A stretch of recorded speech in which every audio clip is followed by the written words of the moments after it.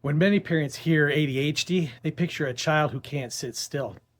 They picture someone bouncing out of their chair, interrupting constantly, getting in trouble, or disrupting the classroom.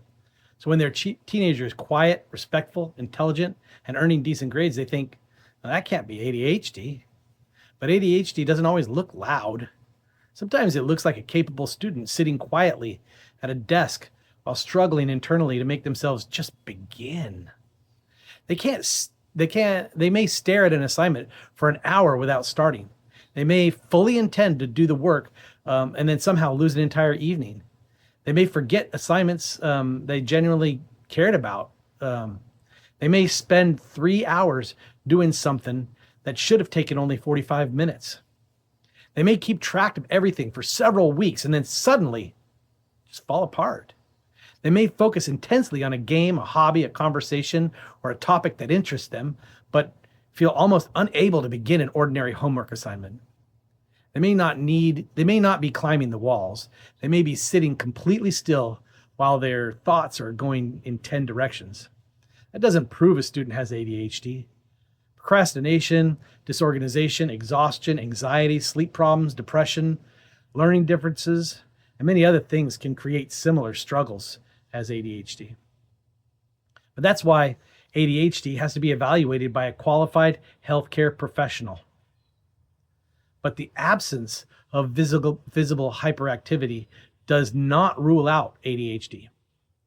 Some students primarily struggle with attention, organization, follow through, and managing tasks. And bright students may compensate for those struggles for years. They may remember enough from the class to pass the test. They may use last-minute pressure to force themselves into action. They may rely on parents, teachers, friends, reminders, and deadline extensions to keep everything from collapsing. From the outside, they may look successful, but the important question isn't only, can they sit still? The important, useful question may be, can they begin an assignment without repeated reminders? Can they estimate how long something will take? Can they keep track of materials, deadlines, and several steps all at the same time?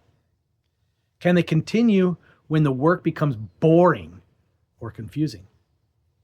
Can they recover after getting stuck? And how much stress does it take for them to produce the results everyone sees?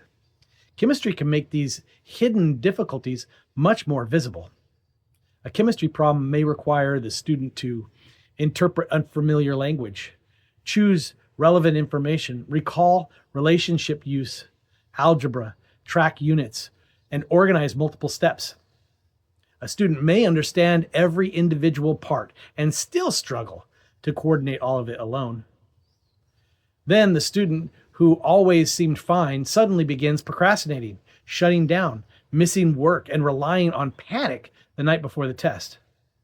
That doesn't mean chemistry caused ADHD.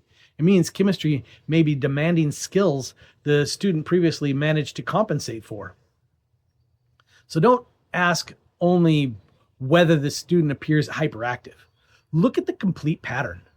Are they consistently able to start, organize, follow through, and work independently? Or are intelligence, urgency, and support from other people doing most of the heavy lifting? The purpose isn't to label your student from a video. The purpose is to recognize that ADHD can look quieter than many parents expect, and that a capable student deserves support before the struggle becomes a crisis. In the next lesson, we'll look at another confusing question. If they can focus on games or hobbies for hours, why can't they focus on homework? When your student struggles, what do you actually see? Visible hyperactivity or quieter patterns such as procrastination, forgetting, losing track of time, overwhelm, inconsistency, or difficulty starting? Before you move on, take a minute and look past the grades and behavior. What does the struggle actually look like in your student? You can share one sentence below or write it down privately. Thanks. Have a good one.